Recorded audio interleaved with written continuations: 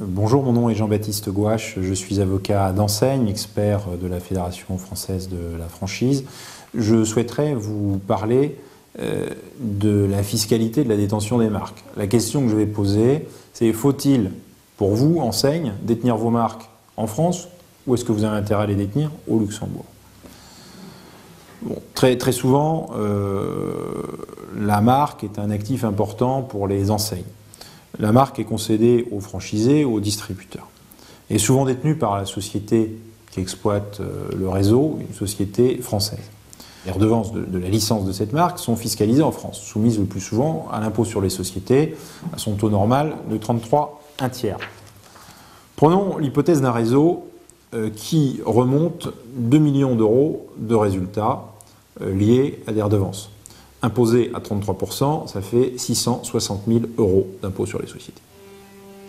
Il est possible d'optimiser le revenu net d'un franchiseur en adoptant des mesures de gestion fiscale de la marque.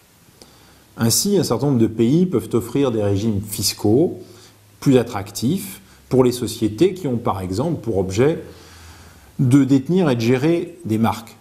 Je vais vous donner l'exemple du Luxembourg. Au Luxembourg, une loi du 4 décembre 1967 relative à l'impôt prévoit une exonération des revenus provenant de la concession d'un brevet, de droits d'auteur, de logiciels informatiques ou d'une marque de fabrique ou de commerce.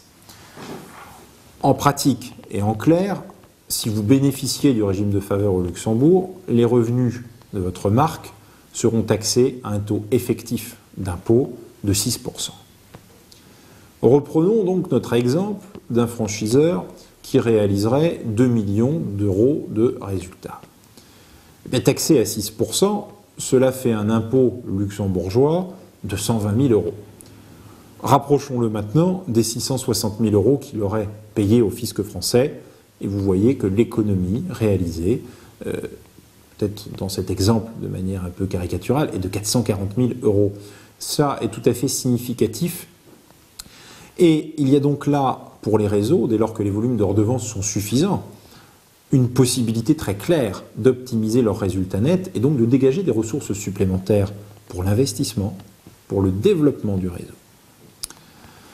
C'est un enjeu important pour toutes les enseignes françaises qui doivent réfléchir à la gestion fiscale de leur marque.